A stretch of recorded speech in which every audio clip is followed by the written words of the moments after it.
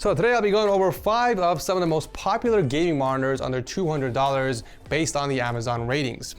Some of these are 144 Hz, while others are 165 Hz, and there's even a monitor in here that supports 120 Hz with the new Xbox Series X and PS5. So if you guys have been shopping around for a budget monitor, you came to the right place. Let's begin right after this message.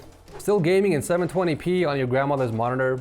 Don't you think it's time for an upgrade? The Corsair Xeneon is the ultimate gaming monitor that packs a ton of features, like an insane 32-inch Quad HD IPS display and 165 Hz refresh rate with a 1 millisecond response time. If you're a gamer and content creator, you'll also enjoy the stunning accurate panel with 100% sRGB coverage. It also offers a nice amount of adjustability points, including height, swivel, and tilt with built-in cable management clips in the back. You already know it's TechSource approved. And with the built-in multi-mount in the back, you have the flexibility of adding anything you want, from lights to mics and even DSLR cameras. You know you want to learn more, so click the link below. So I like to start my reviews from the bottom of the barrel, well, at least in terms of price, and make my way up to the more expensive monitors. So with that said, we are starting with the MSI Optix G241.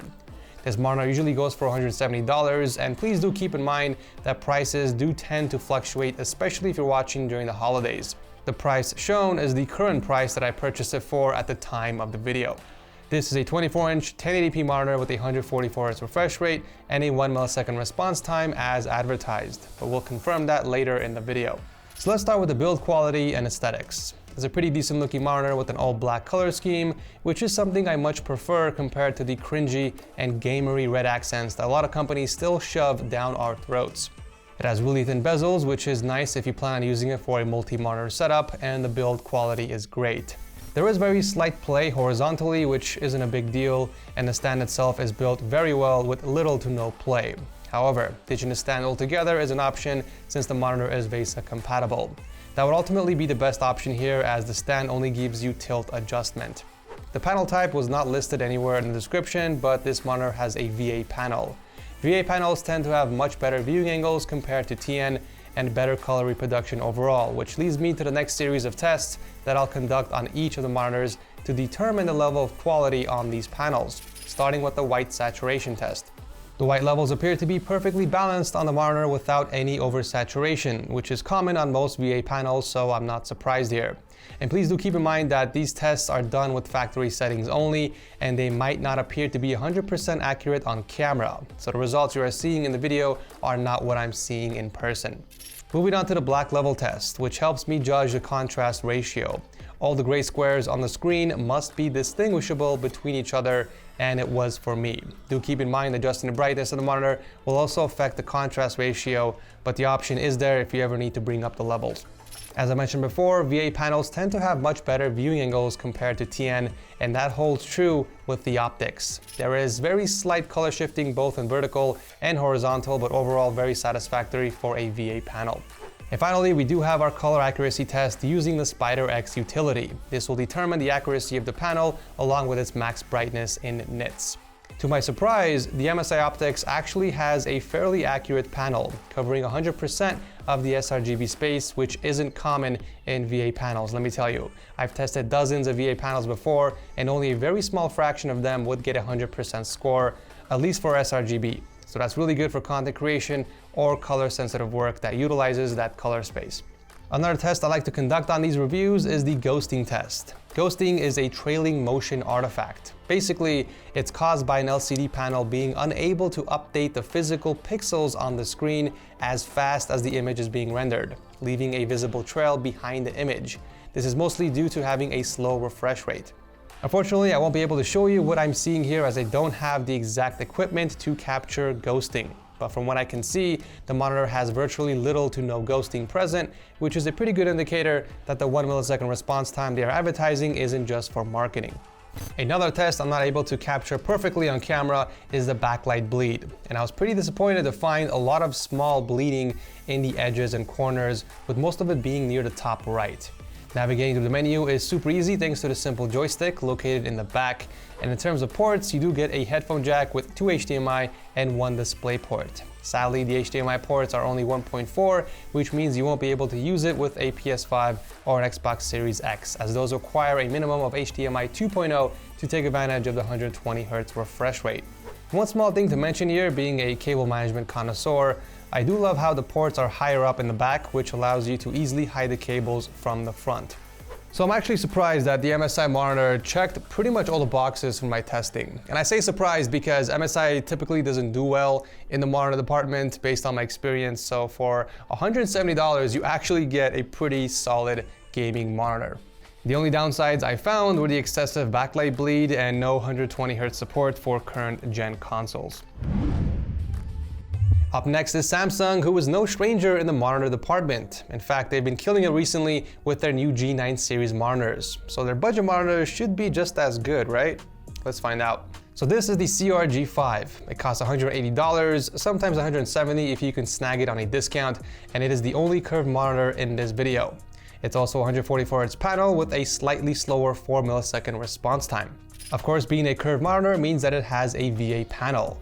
In terms of aesthetics, it's not the best looking monitor with those bulky bezels, but the stand looks pretty nice, I guess. As far as the build quality, I'm not a big fan, as there is quite a lot of play both horizontally and vertically, and the worst part is that you are pretty much stuck with it, as it's not even VESA compatible.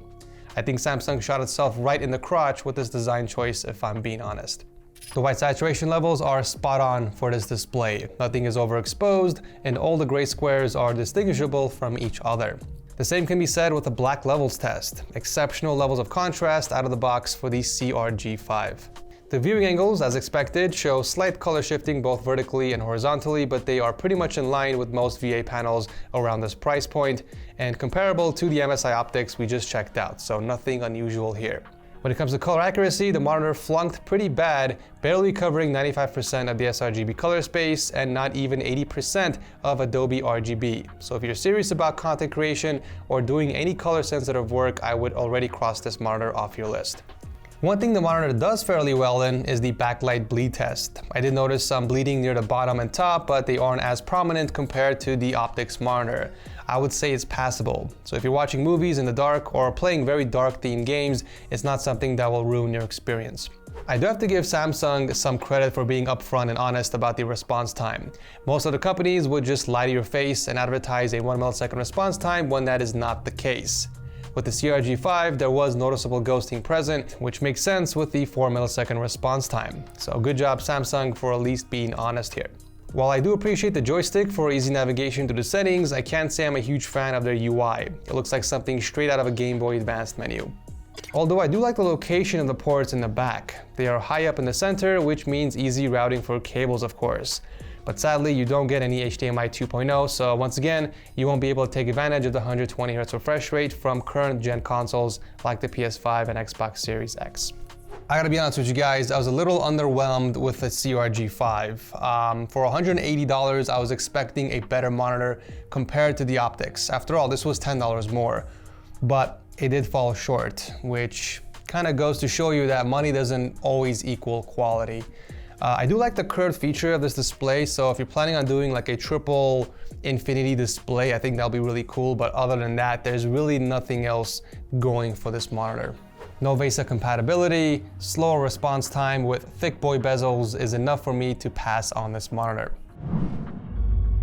Moving on up the ladder, we got the ACER XFA 240, a very popular monitor which I also featured in a previous roundup video. This currently goes for $192, so it's up there near the budget amount. Let's start with aesthetics. I'm usually never a fan of ACER monitors because of their notorious bulky design, much like this one. It has really thick bezels, which is a turnoff for me, but it does have a nice sturdy stand. Aside from the red accent around the base, you do have a lot of functionality. You get the usual tilt, in addition to swivel and even height adjustability, which is really nice. However, you can dish the stand altogether since it is VESA compatible, and I do like the opening in the center of the neck for cable routing. That's nice. The white saturation levels on this monitor are atrocious, absolutely disgusting, which I should have expected from a TN panel, although I cannot even see any of the gray squares on the entire bottom row. In fact, it's so bad, I want you guys to see the color difference between this and the MSI Optix. The black levels aren't as terrible as the white saturation test, but I still wasn't able to see any of the squares from 1 to 3, so not the best contrast ratio either. Having a TN panel means that you get the worst viewing angles. Tons of noticeable color shifting, both vertically and horizontally, so if you do plan on using this monitor, it has to be directly in front of you. The only good thing about TN panels is the faster response times compared to VA, and it does appear to have a 1 millisecond response time as the panel didn't experience any ghosting. However, I did notice some motion blur.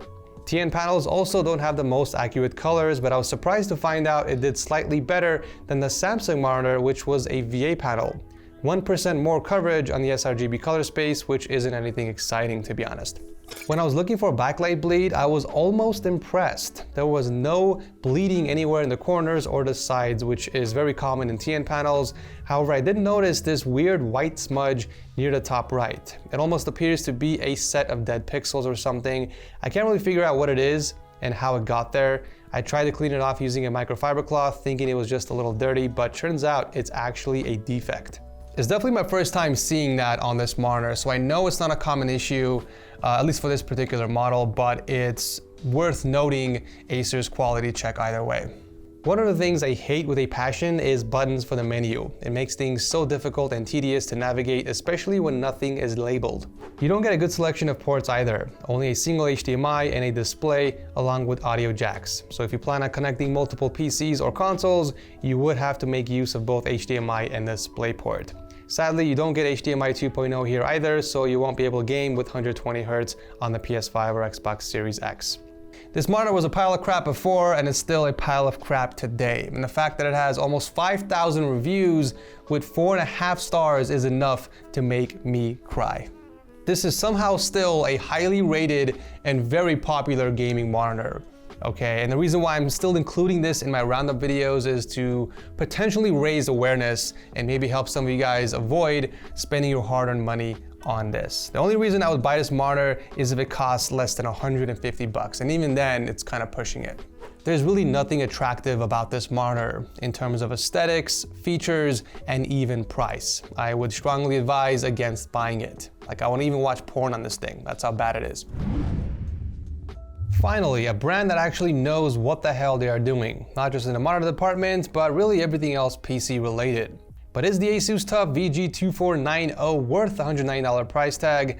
Let's find out. First off, you're getting some really nice gaming specs. It features a 165 Hz refresh rate with a 0.5 millisecond response time, and that is not a typo. They are claiming to have a 0.5 millisecond G2G response time, so already I'm a bit fascinated. The build quality just doesn't compete with ASUS, if I'm being honest. The stand is built like a tank, no extra play, and it comes with tons of adjustability. You get really nice tilt angles. You also get a 100-degree swivel, which I haven't seen before on a budget monitor.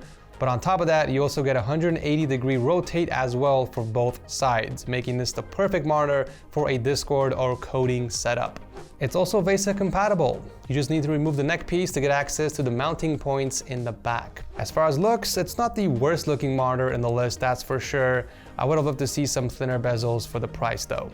White saturation levels aren't the best. I did find out this is a TN panel sadly, so it is to be expected. However, the contrast ratio is spot on for a TN panel. While TN panels in general don't have the best viewing angles, the ASUS TUF did experience slightly less color shifting compared to the other TN panels on the list. I'm pretty sure that's because they are using a higher grade TN panel because it has a better color accuracy as well, covering 97% of the sRGB color space, making it viable for casual color sensitive work. ASUS wasn't kidding about the 0.5 millisecond response time. There is literally zero ghosting. In fact, I haven't seen anything this crisp and sharp from a budget monitor before. Good quality TN panels also don't experience any bleeding, which is the case with the VG24.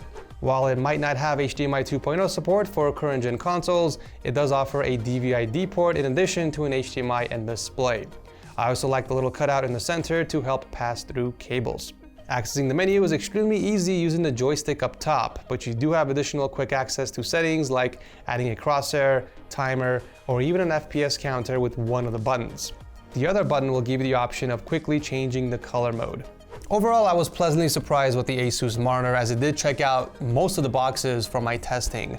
While it may be one of the most expensive monitors on this list, the price is justified because of its performance and quality. It's also worth noting this is the fastest monitor in this video. 165 Hz refresh rate and a staggering 0.5 millisecond response time. Damn. Really, the only thing I didn't like about it was the fact that it's a TN panel. So not the best white saturation and viewing angles, but everything else was spot on. Last but not least, we are finishing up with the Benq Zowie, which is the most expensive monitor in the video, coming in at $199 even. It's also the only monitor in the video that supports 120 Hz via PS5 or Xbox Series X. The other HDMI and DisplayPort will get you up to 144 Hz refresh rate and a 1 millisecond advertised response time. One thing that Benq does really good is making ugly monitors. It's practically in their DNA. I don't know why they always insist on going with these bulky bezels and a bulky stand, but the upside is that it's built really well with virtually no play. I do want to point out that I really like their stealthy, no logo approach. And if that's the new direction they are headed with their monitors, I approve. Just please work on thinner bezels. The stand, while pretty bulky, offers a lot of functionality. You get a nice tilt angle and a full 90-degree rotate option, but only on one side. In addition to that, the mount also offers a good range of swivel with an indicator on the base for easy tracking, and the same tracking method can be seen on the neck piece for height adjustability. I'm not sure how useful these can be in the real world, but I guess it doesn't hurt to have them. There is a hole in the stand for cable management and a handle up top for easy handling. However, it is completely detachable, giving you the option to mount it if you like. Unfortunately, the monitor has a TN panel, which is disappointing considering the price. I was expecting at least a VA panel. Because of this, the white saturation levels aren't the best, making text a bit harder to read. You can really see the difference between a TN panel and a VA panel. Images and text are a lot sharper and easier to see on a VA panel. The contrast ratio, on the other hand, is pretty good. I was able to distinguish all the gray squares against the black background. Lots of color shifting was present both horizontally and vertically, which is to be expected. However, it is worth noting that the ASUS monitor did in fact use a higher quality TN panel as it experienced less color shifting. It also had a much higher color accuracy, 2% more coverage from the sRGB color space compared to this Benq monitor. While the monitor does in fact have an advertised 1 millisecond response time, I did notice some motion blur with no option in the settings to turn it off. I didn't experience any backlight bleed, however. I mean, if I did, then this would literally be the worst TN panel I've reviewed, considering TN panels don't have this problem. One thing I do like about the monitor, however, is the amount of ports it offers. You get 1 DisplayPort and 3 HDMI, one of which is HDMI 2.0, meaning it does support 120 Hz gaming on the PS5 and Xbox Series X. Accessing the menu is done by using the joystick conveniently located in the back, along with 2 other shortcut buttons that let you switch the input and the color mode of the monitor. Overall, I was expecting a little bit more from Benq given the price, but sadly it did fall short in terms of performance and quality compared to some of the other monitors in this video. Really, the only reason you should even consider buying this is if you're planning on using it mostly with your PS5 or Xbox Series X, as it's the only compatible monitor from this list. Otherwise, it's really hard for me to recommend when there are other better monitors to choose from. So out of all the 5 monitors on the list, I have to say the best bang for the buck monitor is hands down the MSI. There's just no competition really. For $170, you get a solid VA panel with excellent color reproduction, true 1ms response time, VESA support, and a very accurate color panel for color-sensitive work. To put it simply, this is a great all-arounder monitor for both gaming and productivity. If you can get this monitor for $170, I would snag it. My personal favorite monitor from the list has to be the ASUS. I was pleasantly surprised with the build quality and the functionality of the stand, not to mention the amazing gaming specs. 165 Hz refresh rate and a 0.5 millisecond response time is unheard of for this price. Even though it's a TN panel, ASUS did not cheap out on it, as it proved to be a much nicer TN panel compared to the other monitors on the list. So if you're looking for the best spec monitor for primarily gaming, the ASUS VG248 is hands down the easiest choice in my book. The worst monitor from this list is no surprise, the ACER XFA 240. The fact that people are still spending their money on such a cheaply made monitor with horrible color reproduction is upsetting. this monitor needs to be priced at $150 for me to even consider recommending. And even then, it's gonna be a very hard sell. So these are some of the most popular gaming monitors out in the market currently. Sadly, I was only able to fit 5 in this video, but if you guys think there's another monitor that deserves to be in this video, let me know in the comment section because I will grab it for the next roundup video early 2022. If you guys enjoyed the video and thought this was helpful, maybe consider tossing a like before you head out, as it did take me a full week to complete. A lot of testing was involved, as you guys probably can tell. I'll also drop a link to all the monitors I featured in the video below if you guys want to check it out. Thank you so much for watching as always, and I'll see you very soon in the next one.